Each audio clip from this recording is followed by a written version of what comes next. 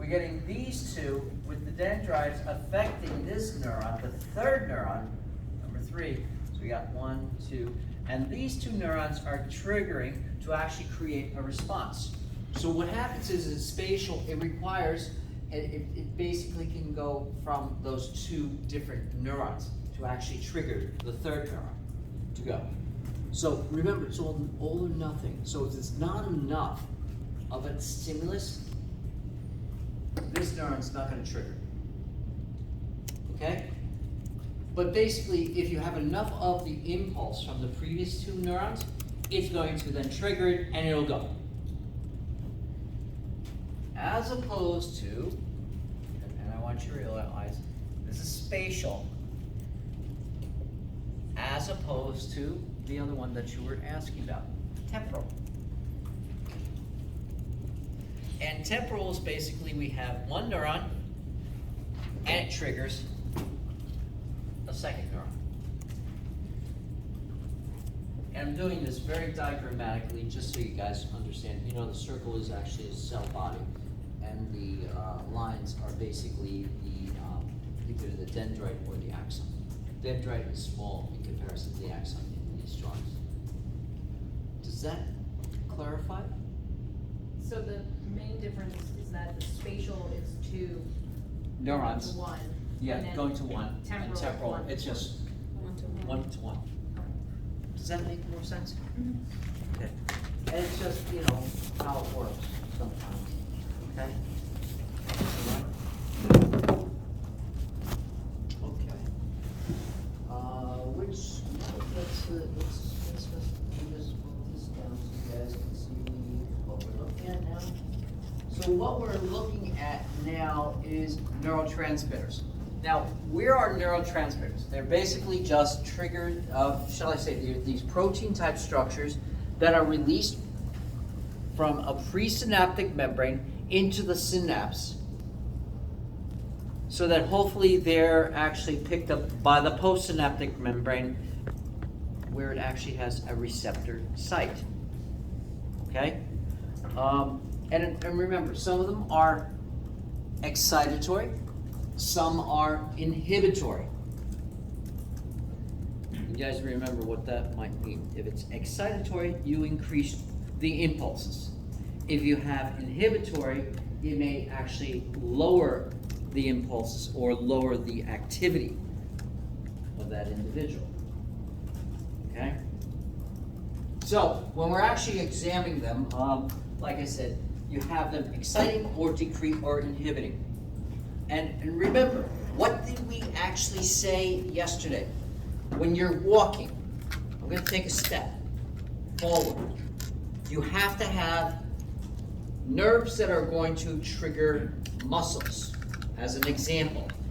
So you have to trigger certain muscles to actually contract with an excitation, but you have to have others that are going to inhibit other muscles. So you're basically allowing that type of movement within just a normal movement of one muscular movement to actually create the walking occurrence or the movement of a muscle. You guys remember from muscles that you have to have the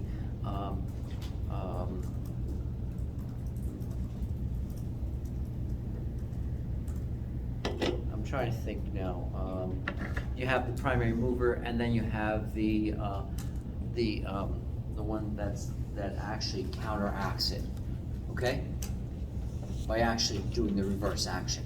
But basically, the one that's reversing the action has to relax while the primary mover is then creating that movement, or the inverse of that.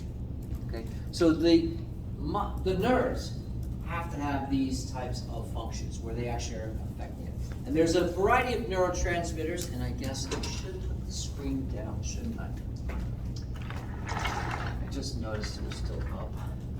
And some of them may look very similar, like aspartate looks like an amino acid, glutamate looks like an amino acid.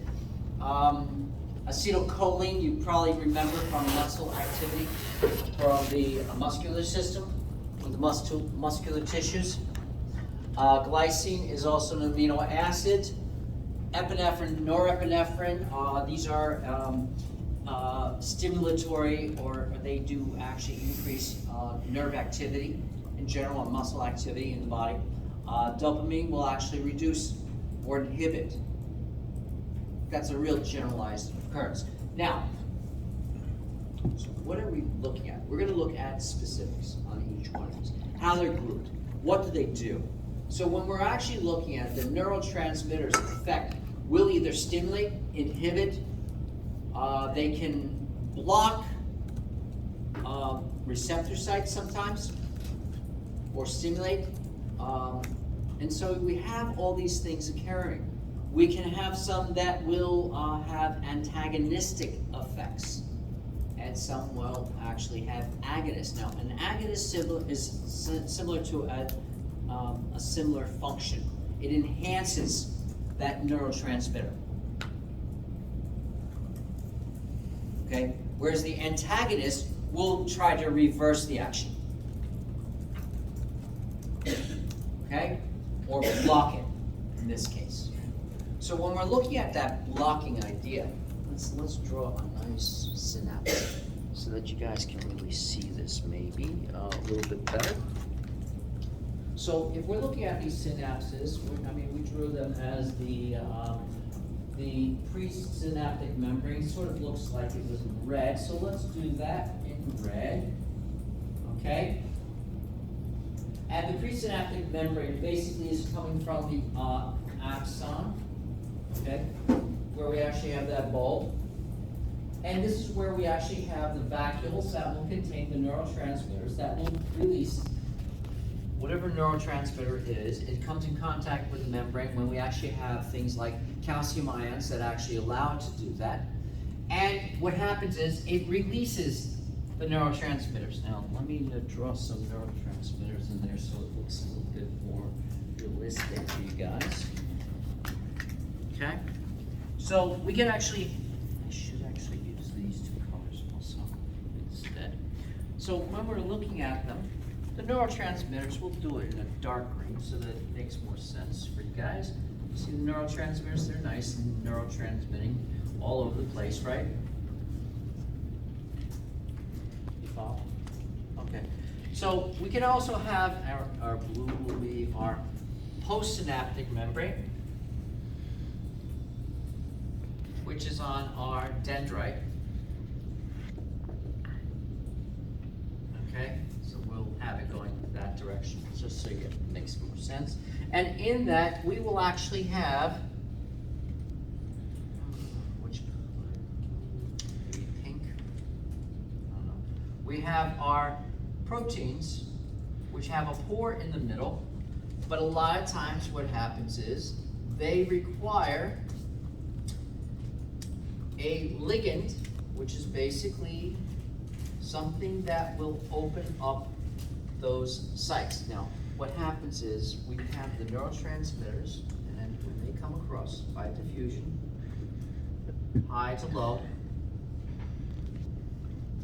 the gradient, what happens is they come across because it's just normally when it's higher concentration here, it's lower concentration there, so they just migrate across that space. And so what happens is, in that space, if they actually go into the receptor site that's actually on that pore, it will then open up the pore. And that's when sodium ions can rush in.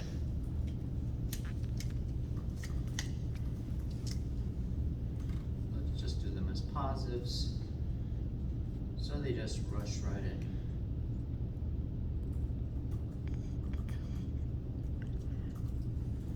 I'm just doing it as positive symbols, just so you guys see. Yes? So the axon holds the neurotransmitters, The axon actually forms, or shall I say, the presynaptic neuron, where it comes down the axon to the axon terminal end. That's where we actually would release the neurotransmitters. So the circles that you have inside the axon Are vacuoles that are containing the neurotransmitters. and then it And it releases it if it's triggered to release them, because there's an excitation, okay?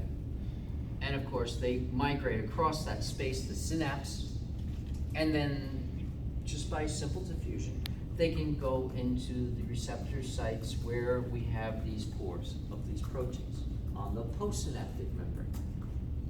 Well, here's the thing. We can actually have some of these where it may actually affect it, like I mentioned. They could be agonists that will actually enhance the action. It may open up more of these pores and therefore trigger more of a function this way. We have some that may actually block. So we may actually get something, let's see, what color do I have that I haven't used yet? Let's see. Let's use one of these colors. We may have one that actually comes into the receptor site and it blocks it off. So what happens, the neurotransmitters can't get in. They're blocked. They can't do anything. And it doesn't open the port. So the lock wasn't opening that door. Okay. Basically.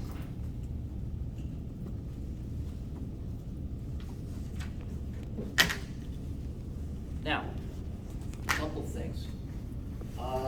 We're going to talk about the different neurotransmitters. So, for instance, we have small molecules of neurotransmitters. Acetylcholine is a small molecule. You guys have heard acetylcholine because you actually dealt with the muscular system. That was the one that triggers muscles or muscular activity. Okay? So it's, as it's saying, it's excitatory to the neuromuscular junction. But it could also inhibit areas. Okay? We do see it in the peripheral nervous system, and we also see it somewhat in the central nervous system. But essentially, to deactivate it, we have to use an enzyme called acetylcholine esterase to break it down.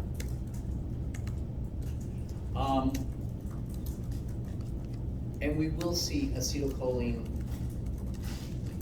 later on also. We do have amino acids. Glutamate is an amino acid. So that is one that also works, and it does work in the brain. We have what's called GABA, which is an inhibitory neurotransmitter. GABA is interesting because it actually is found with 1/3 of the synapse.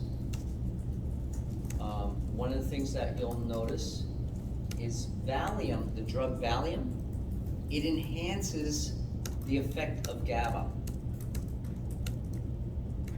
So basically, which one? Benzos do that as well? Which one? Will other benzodiazepines do that as well? It could, yes, but this is an example. Okay, so what happens is Valium does this. It actually causes more inhibition of the brain, inhibiting its normal activity. And so, what do you guys know when we actually see patients and they take Valium? What happens to them? Lethargic. They become lethargic. They fall asleep almost, or they could fall asleep. And that's because the brain activity is lowered. It's inhibited. Okay. We have some others like we have tyrosine. By the way, these are referred to biogeneric amines. They will also contain norepinephrine and epinephrine. Norepinephrine is, is also related to adrenaline and noradrenaline. Structurally, they actually are involved in excitation, which means it actually keeps you in your more alert state, or it can actually increase brain activity. We notice that it's found in your, your dreaming state. Now, Chris, you said you like boxing. Yes? Yes. How far do you follow it? Not by much. Okay. Well, I just like the sport, you know. I just like, you know, if I see something like one of the big ones like Mayweather or anything like that, you know. Okay. I'm not into like the whole history of it, if that's what you mean. Okay. Figure I'd ask. I have a friend of mine that does corner work. Professional. Really? Yes. And so he's worked with different people.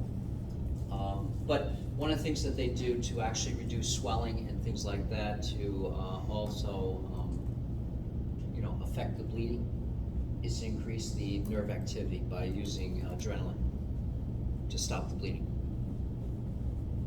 in a fight. Yeah. Okay. We have dopamine. Everybody ever hear of dopamine? Natural. Okay. This actually affects skeletal muscle tone. Not only that, one of the ways it does this, which you might think it's actually affecting the muscle, but it's not, and you may think it's affecting the nerves that are peripheral, but it's not. It's actually in the brain.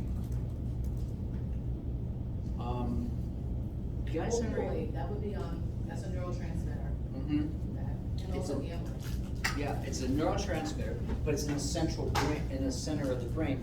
And as a part of that portion of the brain, what happens is, and I want you to understand that when you're actually doing activities, you're trying to do and I want you to realize, when we're trying to do a movement, a muscle movement, whatever it is, one of the things that happens to do that movement, a lot of times we also have to inhibit certain muscle groups.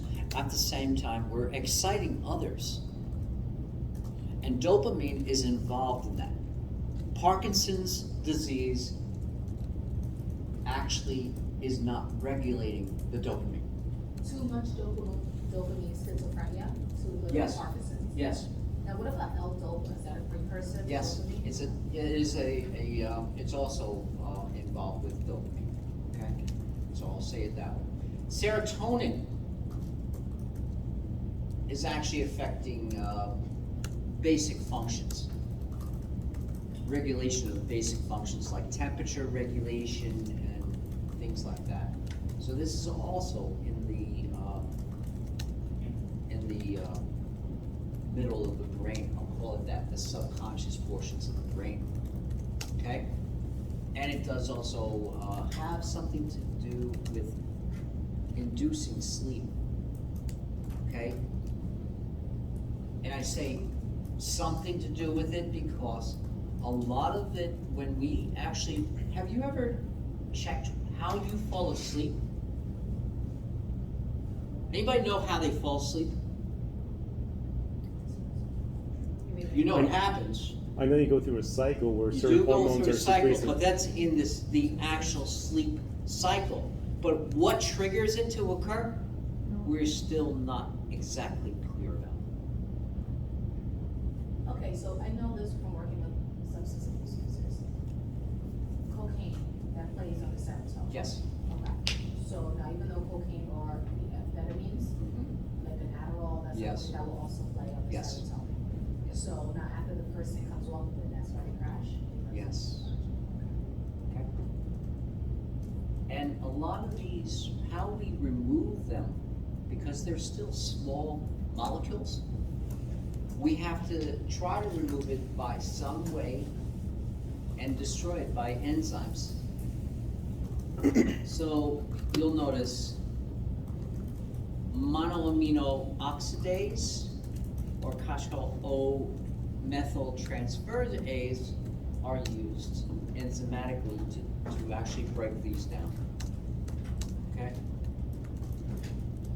I do want you to realize that some of these will have not just a protein aspect, but they may have also a lipid aspect, which makes it more difficult to get rid of it. That's why we have to enzymatically remove them. Yes?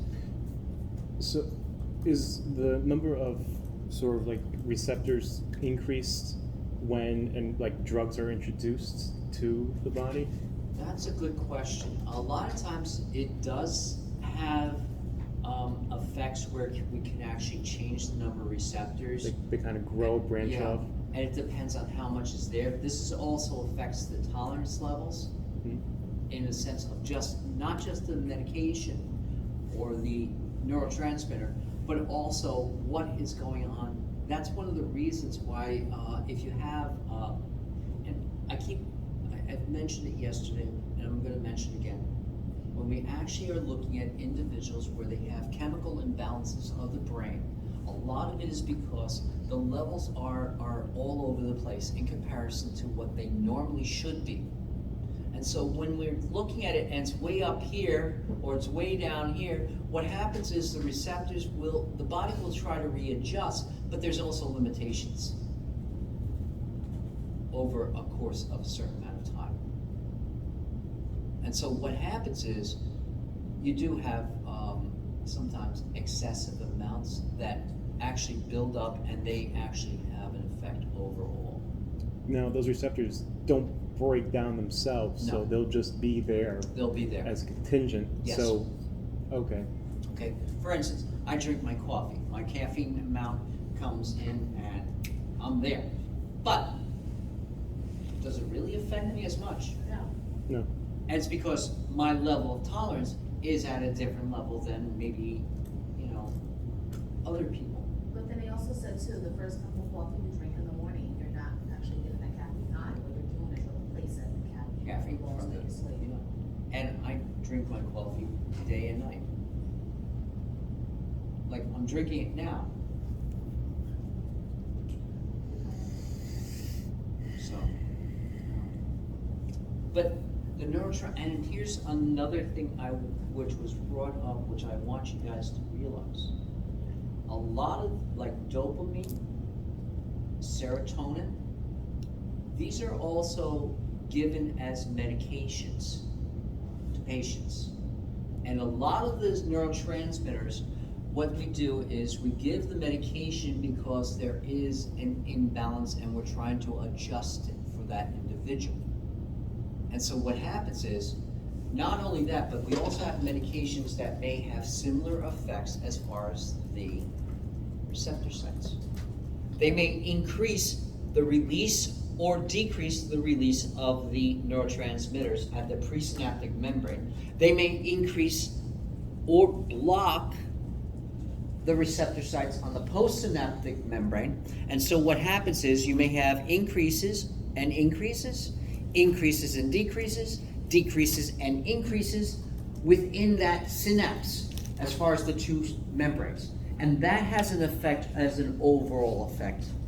And so when we're looking at medications, a lot of times when we're looking at it affecting the brain, a lot of the medications, we try to actually look at it, how it affects the neurotransmitters, and a lot of them may actually affect it in very similar ways. Is there any? So it would be like a psychotropic drug? Yes, a Okay. psychotropic type drug. Okay? Is there any difference between the natural secretion of natural release of, let's say, dopamine or serotonin biologically as opposed to like an artificial It can introduction? be. It can be. And there are, it depends. Okay? Because when we're looking at it, serotonin, we're looking at a very small molecule, relatively speaking. And so when we're looking at a small molecule, it's hard to actually change the effects because it's such a small molecule. When we have a much larger molecule, that's when you might notice differences, okay? Between synthetic and natural. Yes? Okay, so dopamine and norepinephrine, so we can say that they have a different other effects because they use when the patient is in shock, so the action is different. Yes. Okay. And shock always changes things. Okay. I'll say it that way, no matter what. Okay? So I do want you to understand that. Okay, so let's go on to another one. We also have things like the ATP. You guys know what ATP is, right? So we actually have purines and pyrimidines that may also affect These are just normally found in the body anyway. But basically, when we're looking at them, because they are carriers of the inorganic phosphate, they may have an excitatory effect, similar to what you're manufacturing when you break down sugar and making ATP. Okay? And remember, when you actually look at it, when you actually have acetylcholine normally affecting a muscle, typically what you're doing is you're going to need the ATP to actually have that muscle contraction. So one of the things that we see is norepinephrine, which is what NE stands for as an abbreviation, and acetylcholine will actually cause, there will be more release on those when there is ATP around. That's one of the reasons that if you're actually looking at, and you guys might notice this, EpiPens. What's in them? Epinephrine, Yep. which is related to norepinephrine. Okay?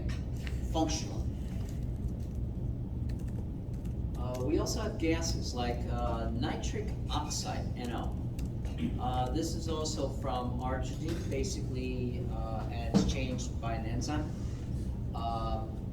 Nitric oxide is kind of interesting in some ways because it diffuses. It's small, it diffuses.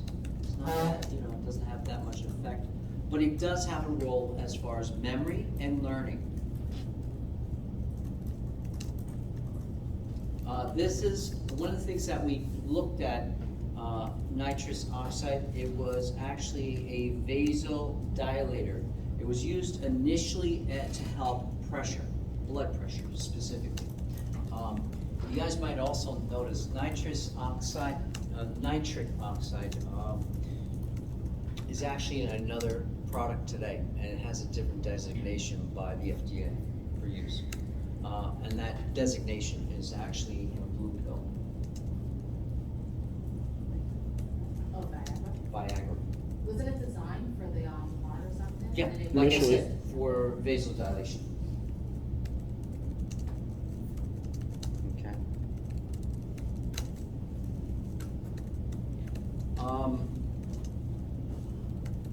So when we're looking at it, that's also, that's a neurotransmitter. Okay. We also get to something a little larger, neuropeptides. These are a little bit bigger molecules.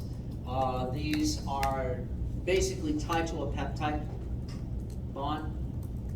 The things that are like this are substance P, which actually increases the perception of pain. You guys like pain? Yeah, But we talked about pain Little bit. yesterday, didn't a we? little bit, yeah. Pain's Just a little bit. important to recognize when there's something that's not correct. If you don't designate pain, you don't know it. And one of the things that we see to relieve pain, we have encapsulants, and acupuncture can also be used for that, to lower pain. Let's get an example of this so you guys can think about it. I have a student right now, and this happens to people sometimes. Anybody ever work with hot objects, like in a Yeah. restaurant environment or anything like that? I worked in a machine shop manufacturing steel, Okay, so yeah. you were saying, Karen, also? You can bring your fingerprints. Yeah, so what happens is, a lot of times you get, your tolerance level lowers, okay? Over time, you may not recognize when it's a little bit higher than it's supposed to be, what you're used to, and you may start burning out receptors. And so what happens is, in that case, eventually, and I want you to realize, temperature can also play a role with pain. Because if you get really cold objects, you feel pain when it's cold. When it's hot, you feel pain. Okay, so I want you to realize that.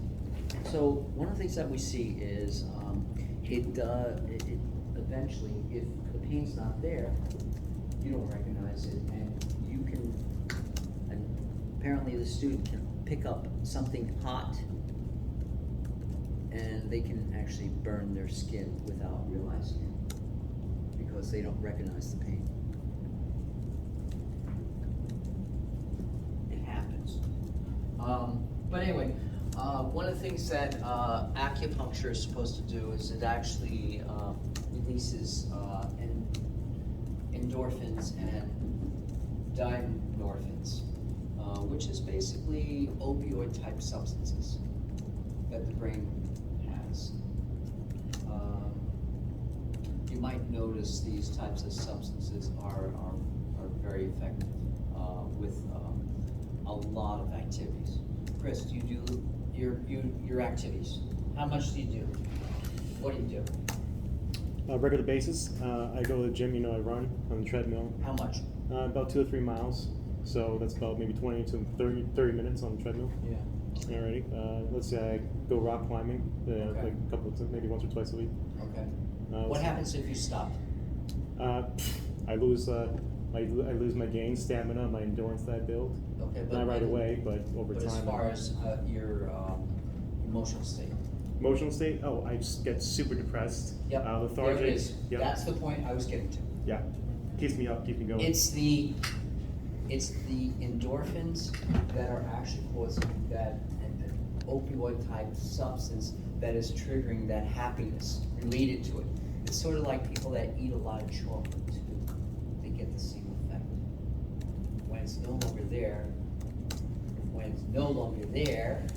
guess what? You get depressed. So it's Because they stimulate what? it stimulates the release of the endorphins. Okay. Encapsulins will block substance P though. Okay. Strychnine. Anybody like to be poisoned? Yes, no, maybe? No, of course not. Basically, strychnine poison is used regularly. It's used regularly in surgery. Basically, it actually affects Renshaw's cells. It inhibits them to release glycine and prevents muscle activity, basically. I mean, if you have somebody in surgery, you don't want them moving around. So it's the paralytic?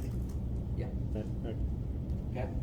So strychnine binds, it blocks the glycine receptors, and that's basically what happens. You then don't have much of an effect. That's one of the reasons that if you do strychnine poisoning as a general anesthesia, you also have to make sure you check the respiratory function, because it will also shut down the muscle activity of the diaphragm that will then cause the person to possibly stop breathing. So you have to actually have respiratory equipment to actually maintain them at that time, a lot of times. Interesting stuff though, right? Now, a lot of times we also have, when we're looking at neurons, they do actually have certain types of ways that they are organized, which is basically circuits. Now, when we actually have them in circuits, they actually may have circuits that are involved with memory, circuits that are involved primarily with breathing mechanisms, and things like this. So I do want you to understand that there's a variety of things. So we can have them in what's called series. What is series? That's one right after the other. So you have one, sort of like our temporal type effects, okay? So let's talk about this with the visual, because I think the visual will actually help you. So when we're looking at it, there's no series, but we do actually have parallel. Parallel is where they actually have a trigger. You have two parallel lines, they actually trigger the outcome at the end. Parallel is used with math problems a lot of times. You guys like math? No. Anybody good at math? Okay, that's the type of circuitry you have for that type of function. Which one did you say was that? The parallel. Parallel after discharge. You have divergent. Divergent basically means you have one trigger and it actually expands to other neurons. This is actually many occurrences. We have convergent, where it has basically many neurons affecting the final one. Okay. We have reverberating, which is basically where we have it actually creates a circuit where it goes looping back and forth. You trigger it and it comes back and triggers it again. This is actually found in memory, short-term memory specifically. You guys can remember that, right? So how does short-term get relayed to like long-term memory as far as this is concerned? This one, what happens is, because you have short-term memory, do you guys know what short-term memory is? What is it? You remember what you ate for breakfast, not what you did last year. Yeah, basically. It could be even, other ways. But basically, you actually, let's say you memorized the phone number after it was identified to you. But chances are later on, you're not gonna remember. But if you repeat it multiple times, and you actually trigger other parts of the brain, guess what? You might remember it. I imagine you do remember your own phone number, right? That would be more long-term memory. So are these the same ones, these neural circuits, are these the same that are found in like any part of the brain that we're activating? Like Yeah, whether it's and we're not looking specifically at one part of the brain or another at this point, okay? So when you But- say like it interacts with like other parts of the brain, it could Yeah. mean like any other visual or any conceptual part. Yes. And a lot of it, what you actually receive as messages may not be you have also what's called perception, and you also have something known as cognition. Okay? So perception is what you identify as what you think it is, as opposed to cognition, what you're identifying it as. For the parallel after discharge, so it's basically, it's one trigger to a whole, like multiple, Yeah. and then it goes all the way to one final one? One final. Okay. Now, here's an interesting thing. We talked about brain damage yesterday, right? In a very creative, colorful way, which was related to, alcohol consumption. Okay. But you also, alcohol Like consumption, what brain? but brain Like damage. what brain? Yeah, the Yeah. location is what brain? Yeah. But you can also get other kinds of damage. Now, one of the things that we want to look at is, a lot of times, in the central nervous system, you really don't get repairs. The peripheral, you can. It's not the cell body that repairs, but it could be the dendrite or the axon. Okay? That's what can repair. But it's in limited amounts. Now, one of the things that we see is you have to regrow the dendrite. You have to recreate new proteins. A lot of times, if you actually have a myelinated neuron, that's even better because you can actually have it protected and actually break down the components, rebuild, regrow, and then have it protected to some extent. One of the things that I want you to also realize, though, that's not complete. I want you to understand that. It's not completely complete. When we're actually looking at damage to an axon or dendrite, basically it doesn't necessarily get repaired. One of the reasons this is important to understand and to realize is because, remember, nerve tissue is avascular. It doesn't have the blood supply to bring in new components. as readily. And that's one of the reasons why it's hard to repair it, if it's going to repair it. That's why in the central nervous system, it doesn't have that vast supply, so it can't really repair. So when we get that nice lovely brain where it actually gets some damage, it then, well, unfortunately, it may not repair. Yes? So like with stroke patients, and like part of the brain is damaged, but they can actually compensate with other parts. How does that? That's because they're actually then rerouting the messages. Do those messages change the circuit? A little bit, yes, because if you think about it, let's say we're actually, as an analogy, we're trying to go from the lab room to this classroom. There's more than one route to get here. There may be more of the direct route. And that may be the easiest route. So, I mean, I'll tell you this much. Most individuals, they go to the lowest energy method of getting to where they need to go. Our brains do the same thing. It tries to get that function at the quickest and most direct way without utilizing as much energy. So when there's damage, what happens? It then has to do a little bit more steps to get to that point.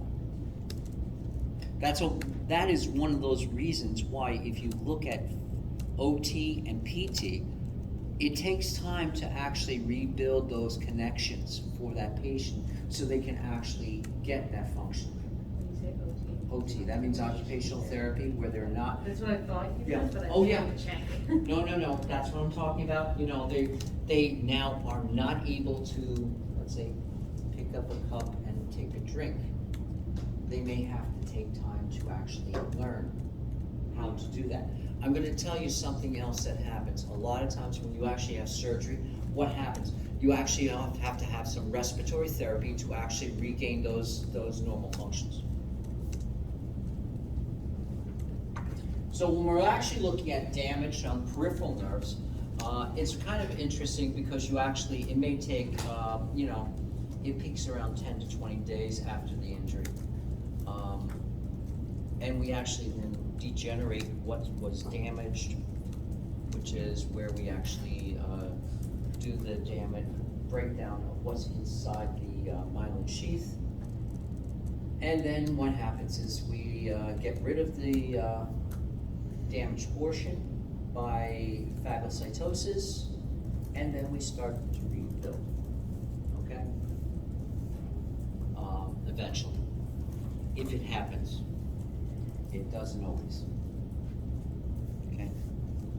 So, visually, the next slide's gonna actually show you the visual ones, which is more like this. So this is where we actually had a damaged, peripheral nerve at the bottom. The top one is actually showing what it should look like. There will be scar tissue, as in any case where there's damage, because scar tissue just forms and it actually increases. And I do want you to realize. Is this the case for like any physical or trauma or chemical induced Could be. damage? Anything? Anything. Or any Like I told you guys, my infliction? wife actually decided to cut an avocado for our son, and she cut her finger like this. No bleeding. But she created nerve damage, where she felt nothing. I mean, nothing. And she's been getting some sensation, but she still has numbness at the tip. So it may not go away at all. And she went to a hand surgeon and they said, well, it's getting better. We could do surgery, but it may be worse after surgery. So she decided that was, so to live with it the way it is and see what happens. Okay? And here's more visuals to actually help you understand what happens on the middle and the lower, where you actually see it breaking down right here, where the myelin degradation to break down the neuron, to break down the myelin sheath, to rebuild a tube around the new rebuilt neuron axon and such. I do want you to realize there is research that's been going on also with neuron functions. Like you guys know that there has been, at some point, there was, they've been doing microscopic surgeries for reattachment of body parts that have been cut off. You know, you cut off a finger, they reattach it, they have to do microsurgery to actually reattach the neurons in the right spot. Things like that. And the blood vessels and whatever, or hand or foot or whatever was cut off at that time. So they did that. But they're also doing other things like trying to identify if they can actually rebuild and have regeneration of nervous system function. One of the things that I will tell you about it is this, that's interesting. The Department of Defense has been involved with a company that they're doing research with pig skin and with rebuilding tissues for regeneration. How well will it occur? We don't know yet, but a lot of times the reason they're doing it is quote unquote to actually help military patients when they actually get injuries to rebuild rather than having an amputation that's going to be just an amputation with a prosthetic. So maybe they could regrow that body part damage. Interesting kind of research, right? So when we're looking at it, a lot of times they're also trying to see what can be done to help in the central nervous system, even though we don't have anything like that going on now. Okay? And one of the problems is, of course, scar tissue. That affects it. A couple of diseases. Multiple sclerosis. This is where we actually get scars and plaques, protein plaques in the brain. This actually blocks some of the functionality, specifically of the myelin sheath. And you'll notice it's 500,000 people are affected per year. It affects people in their prime adulthood, 20 to 40-year-olds.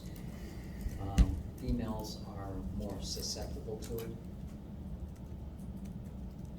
Basically, you get muscle weakness, abnormal functioning, double vision, things like this, and it becomes progressively more damaging over time. Do they not know why? It's like, don't they not know why it happens? No, not really. Yeah, that's what I thought. It's like, no. That's why, you might remember for decades, Jerry Lewis used to have his The telethon. You know, I don't know what's happening with Jerry Lewis these days, but He's still alive? I think so. And by the way, he came from New Jersey originally, so interesting.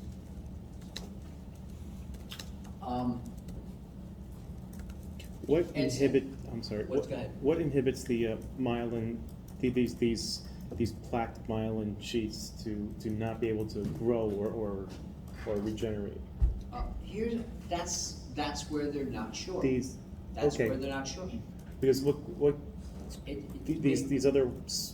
These these other organisms in this, I forgot which one it is, but the ones that build up myelin, do they not function correctly once the cell is encased in myelin? They can't regrow in What it? happens is, and you have to remember, what is myelin? Myelin is those either oligodendrocytes or Schwann cells, depending on whether it's in the brain or in the peripheral nervous system. And it surrounds the extension, the dendrite, or more specifically, most of the time, the axon. Axia? And so what happens is, when it starts breaking down, and maybe looking back at what we drew yesterday, let's see if I can draw it real quickly. Let's draw a nice simple drawing, here's a nice, lovely, lovely neuron. And we have, let's say we have a myelin sheath around that axon, so it's right around here, okay? Just to make it nice and simple. Okay, so what happens is, some of this starts breaking down, and what happens? If it's breaking down, do you have the normal rate of transmission? No. No. No, because this is not really working correctly, because now it's degraded. Why? We don't know. It may be autoimmune type occurrence. We don't understand why autoimmune happens. It does, but we don't understand how to prevent it. Okay? If we did, we could then cure it, right? Very, much more easily. Second most common neurological disorder, epilepsy. What % of the population has epilepsy? What do you guys know about epilepsy from what you recall? Has seizures, okay, what kind? It all depends. One of my son's friends, if he drinks too much water, he can have a seizure. Okay. There's grand mal. The grand mal, that's the one that most people really identify with, just so you guys know. That's where you see the shaking and the violent, movements, Convulsions. the tongue coming out. And years ago, they thought, you have to watch the tongue, the person would bite Yeah, the they used tongue to put a off. spoon on the tongue. Yeah, that's a myth. Oh. Because if you actually were to do something, chances are you're not gonna hurt yourself. But can they bite, what can you like? They can out bite on you their- though. Or bite on their own tongue, right?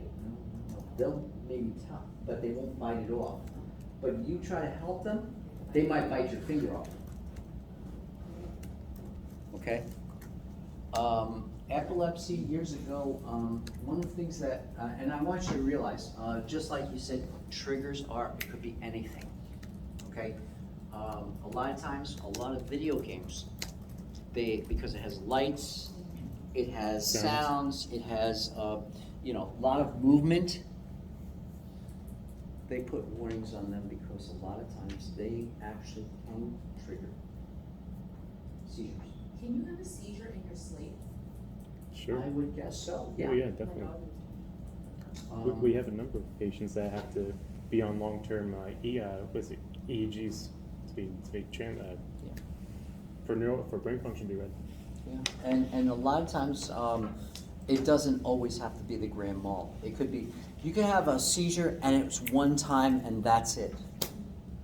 It doesn't mean it actually lasts for the whole life. But you have things that could also affect it, like medications, disease, bless you, injuries, I mean, you could have. tumors. You could have a drug interaction. Yeah, you could. So there's a lot of things that could actually cause it. I had a student years ago, he was a lieutenant, a detective lieutenant. He had epilepsy. Wait, he was a lieutenant Yes. and he had epilepsy, how did Yes. he get the job? How did he get the job? He got the job, and guess what? He later did Over epilepsy. time, things have developed. Yeah, because I had a client who had seizures, he couldn't even get a driver's license. Yeah, but he had seizures, but what happened was he recognized it, he realizes right before the seizure, that it was coming on before it actually occurred. So he knew that things would occur. And he was on medication and was getting better because of the medication. So he could predict kind of by the sensations. And it was actually getting better over time, so for him. What exactly is affected by these causes of epilepsy that It you have depends on the condition? individual. Okay. It could be light. No, I don't mean triggers. I mean is it damage Part of the to brain? the axon or is it like the It's actual damage neuron? to the neurons. So just the neuron itself. It's The not a neurons. particular portion to where it No, releases it. it's hard to tell, Oh, okay. because it could be a variety of things. So it's just not a distinct type of damage. No. No. I used to have a professor when I was in college. One of the things he would do, and he taught ecology, right? And he did research down in Central America and South America. He found the large frog, toad, whatever you want to call it, down there, but he was an, what was it, anthropologist, no. He studied birds. He was a bird guy. Ornithologist. Ornithologist, yeah. Anyway, he had seizures in class. That's scary. Yeah, and what he would do, he would just zone out, and zoning out could be a seizure. Yeah, you don't even notice. People don't even notice it. It's crazy. Yeah, and with him, he would zone out, and then all of a sudden, he started doing these bird calls in class. Interesting. Yeah. Very Terrifyingly and fascinating. interesting. That's all I'll say. Is there a test jaw? What's that? Is there a test that measures the length in the brain to see if you had a seizure? Oh yeah. Well, they do EEGs. That's like the long-term EEGs that they do. You ever seen people like hooked up to a bunch of Yeah. electrodes? Yeah, That's an Yeah. EEG. That's what that is. And it could tell you you had a seizure. Yeah. But now, I know they said that if you have too many seizures, you like, Oh, you yeah, have it can- permanent damage to the brain. But say if you have one seizure and it didn't cause that much damage, will it still show up on the EEG? It's hard to say. Okay. It depends on the severity too. Okay. So, like I said, a lot of things do trigger. Okay. So that's basically nerve tissue. That's chapter 12. Let's go to chapter 14 where we start the brain. Interesting stuff. Now, one of the things that you'll see, the brain is one of the major components of the central nervous system.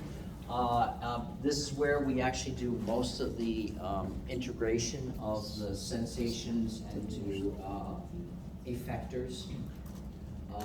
It stimulates all, it's basically what makes all the decisions. You know, you guys, you know, your brain makes all the decisions for you. Only the frontal lobe. Yeah, but it is part of the brain, okay? Your memories are all in the brain. Hope you can recall that. Okay? Your emotions come from the brain. Yeah, whatever they may be. So I want you to realize that your behavior is related to your emotions and what happens in your brain. So when we're looking at it, a couple of things that we're going to see is the brain will extend more down, and that extension becomes the spinal cord.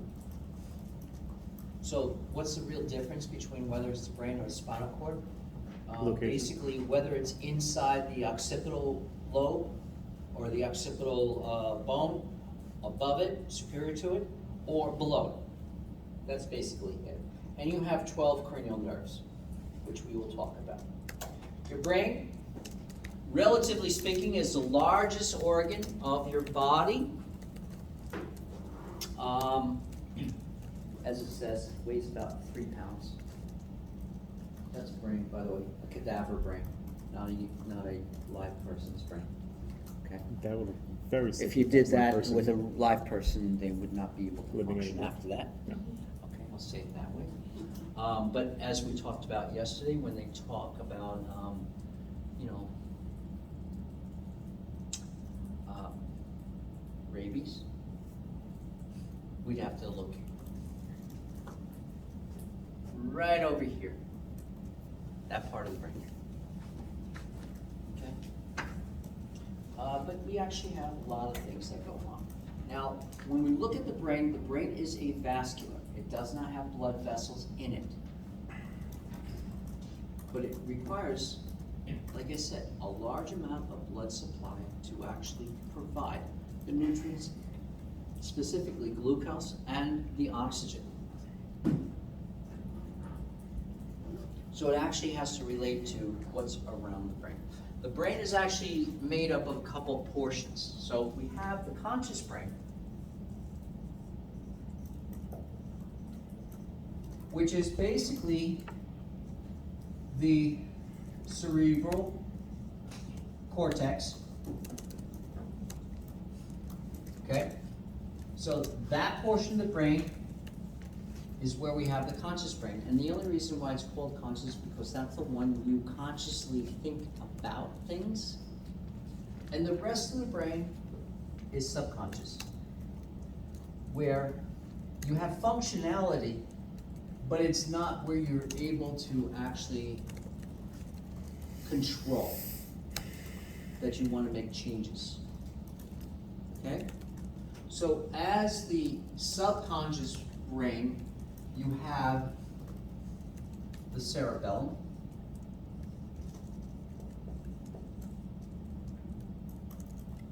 So I'll do this,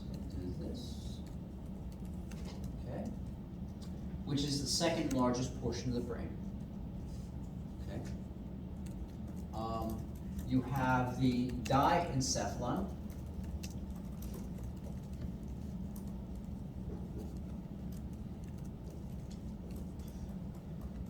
You have also the midbrain. Let me just bring up the next one because this just talked about the immunological portions. We're not going to examine that as much. Or what's called the brain stem.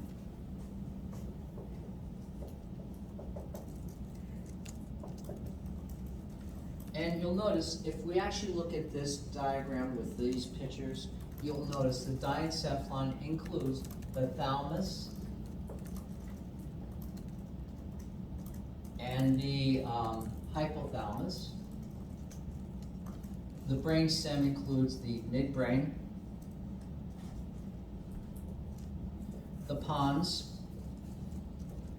and the medulla oblongata.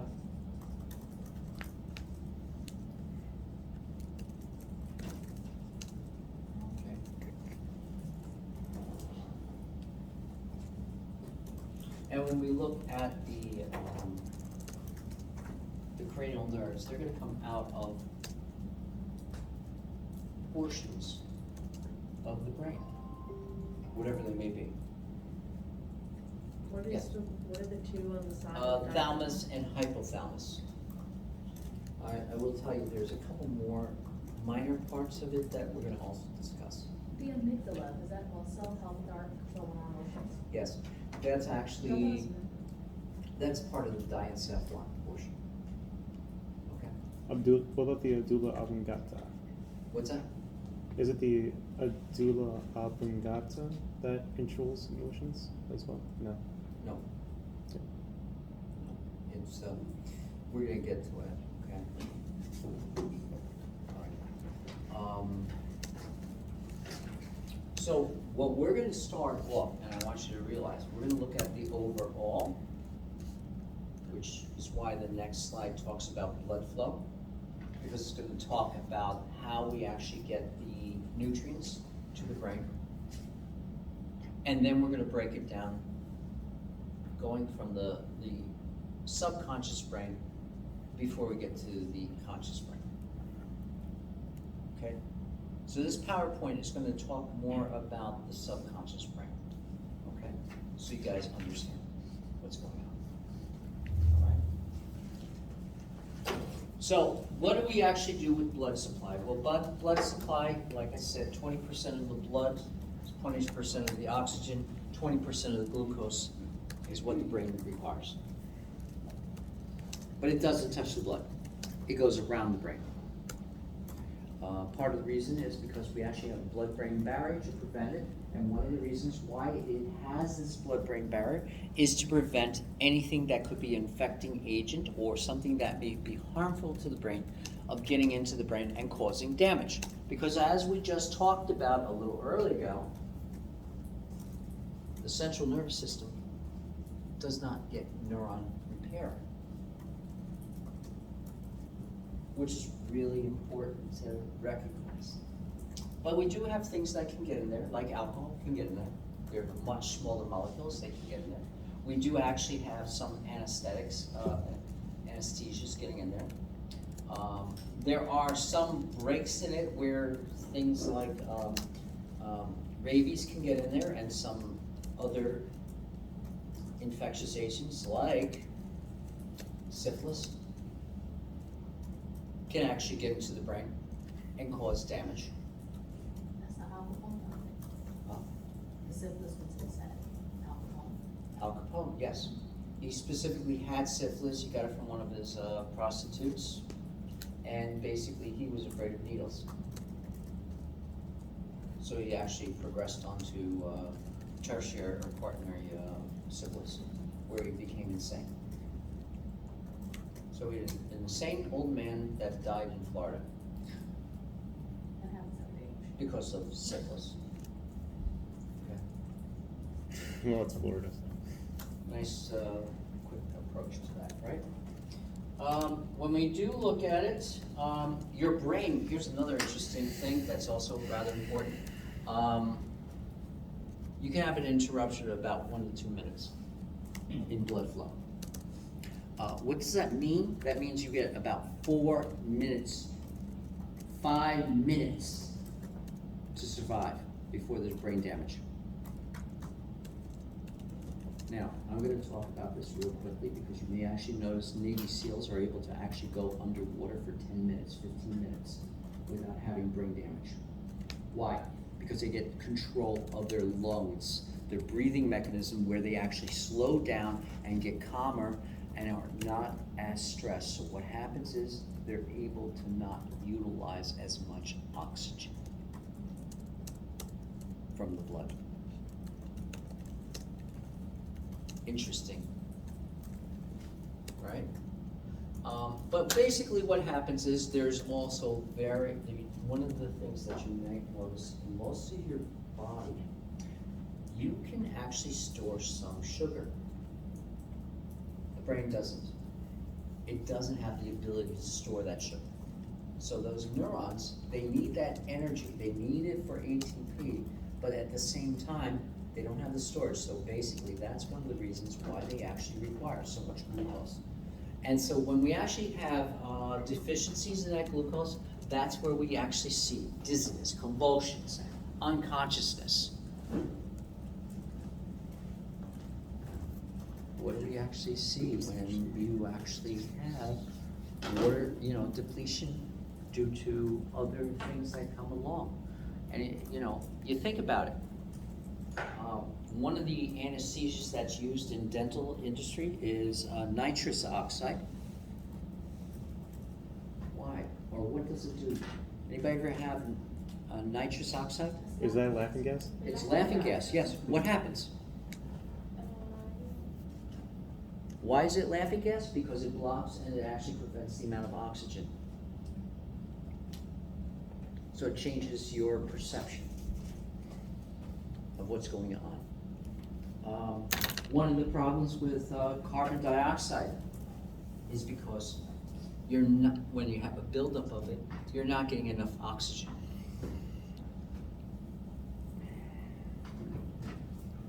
So, we get these things occurring. That's why if you actually if anybody ever been in a car and they started in the winter and they noticed they're getting groggy or they're actually noticing getting a headache, that's probably because of carbon monoxide occurring that's actually affecting your perception and causing the dizziness and the headache and things like that. So when we look at the blood-brain barrier, that actually helps you to prevent you from actually getting damage. From getting damage from of the tissues. Okay.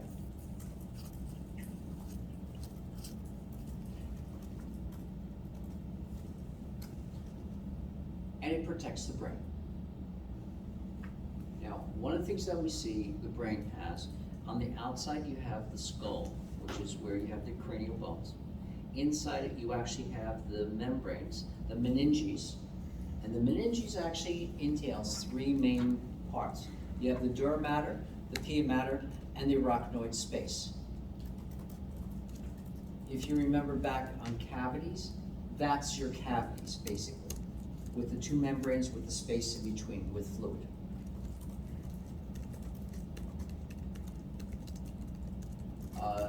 just so you know, dura mater is the outer layer, which would be more of the visceral layer. That actually means strong. The pia mater means strong mother, which is the innermost, which is right near the brain. That's okay. And the space in between is the arachnoid space. Okay. One of the reasons it's called arachnoid because it does actually have fibers, protein fibers that actually look like a web. Arachnoid, like arachna. You guys know what arachna is? What is Spider. arachnoid? Yeah, spider. So now, what does the arachnoid do again? The arachnoid is basically a space where the fluid is. Okay. So when we're looking at it as an overall visual, this is, if you're seeing this as the brain and the spinal cord, what we actually see, it surrounds the brain, it surrounds the spinal cord. So we actually have it also there. And so that's your meninges. Okay. Like we said, the meninges, the fluid inside, the cerebral spinal fluid, which is what it actually is, should be sterile. We'll mention it again, but I want you to realize, okay? It also flows through the center of the spinal cord, which is the central canal. It also goes into 4 ventricles, the 4th ventricle, the 3rd ventricle, and 2 lateral ventricles. The lateral ventricles is where we actually have the coracoid plexus, which is where we actually have the formation of the cerebral spinal fluid. So cerebral spinal fluid is typically clear, colorless, maybe slightly yellowish, okay? Maybe.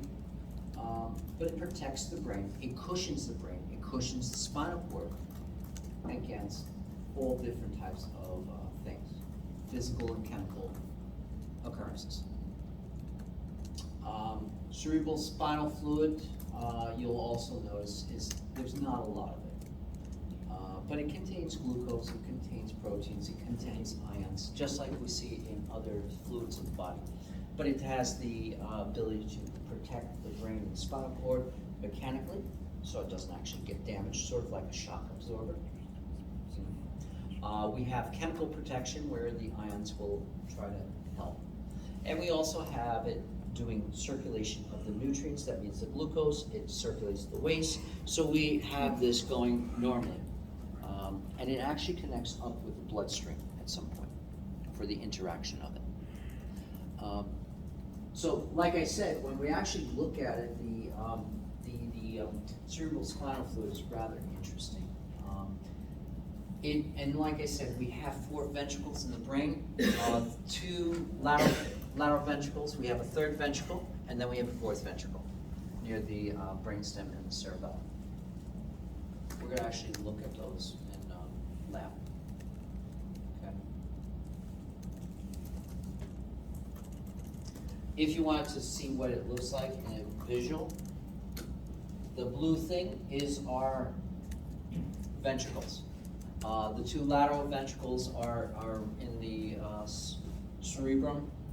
The 4th ventricle is down here, and the 3rd ventricle is right in this area, okay?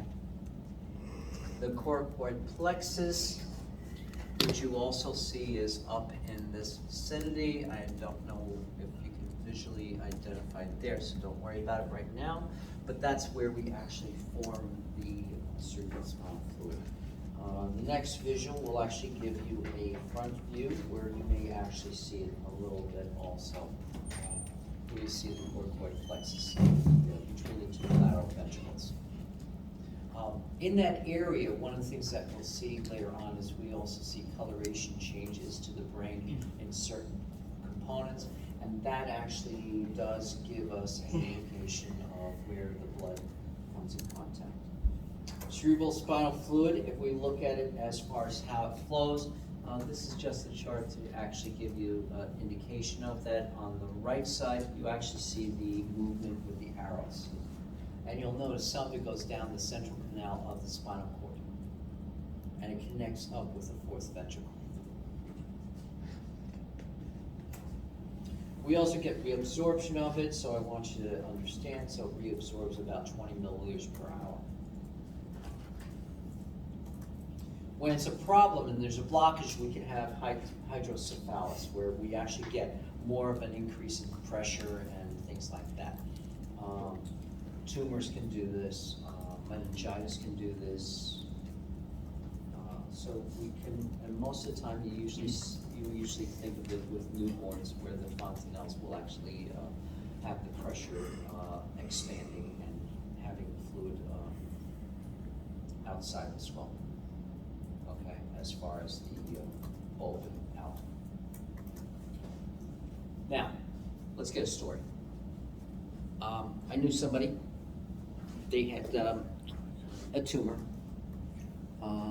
They had a metastasized tumor that actually landed about the, let's see, it's the second or third lumbar region on the body, and was actually pressing on it, so it was actually then pressing into the spinal cord and the nerves, so causing pain due to that.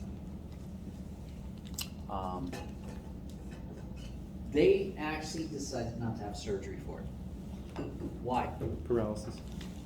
The location would not, paralysis. well, the location was too close to the spinal cord that it may not do anything.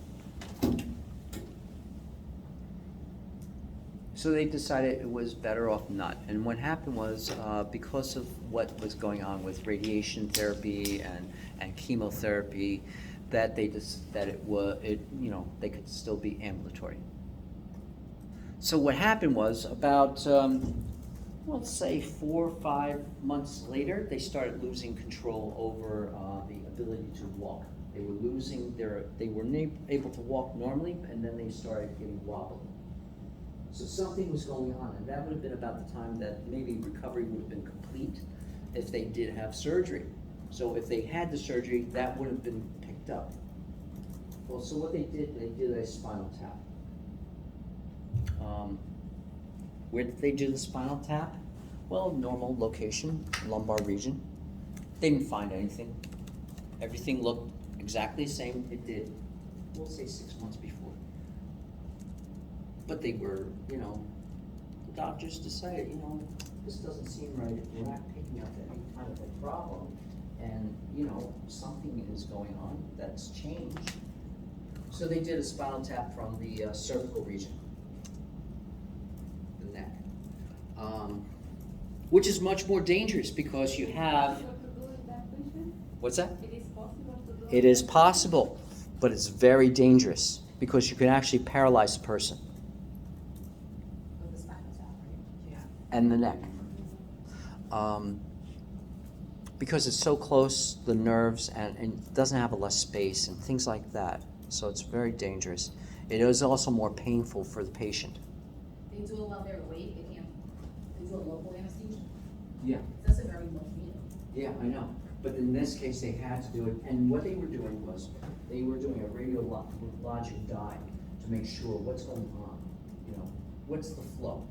Because the normal flow, when you do a spinal tap, you're looking for the pressure. You're looking, you may be testing it by getting a culture. You may actually introduce a dye to actually see what's going on as far as the flow. You may actually introduce medications like we actually talked about with epidurals and things like that, because that's a spinal tap basically. And so what happened was, when they did that, they found out that actually what occurred with this patient, they had new metastasized tumors all along the entire spinal cord. And that's why the person was actually having difficulty walking, which they would not have picked up otherwise. Unfortunate, but you know, sometimes things happen. Person's alive. No. Okay. So, it happens. So we'll break right here. We'll start off with brainstem tomorrow. Tomorrow? Tomorrow. See, I'm on a track of Shit, getting tomorrow. You're on a roll. Yeah, Damn it, man. Let us breathe. right? Yes. Let us know what diagrams and stuff memorize. I will try to, because I know a lot of them on this one. Yeah, so Lots. be prepared. I understand. Typically,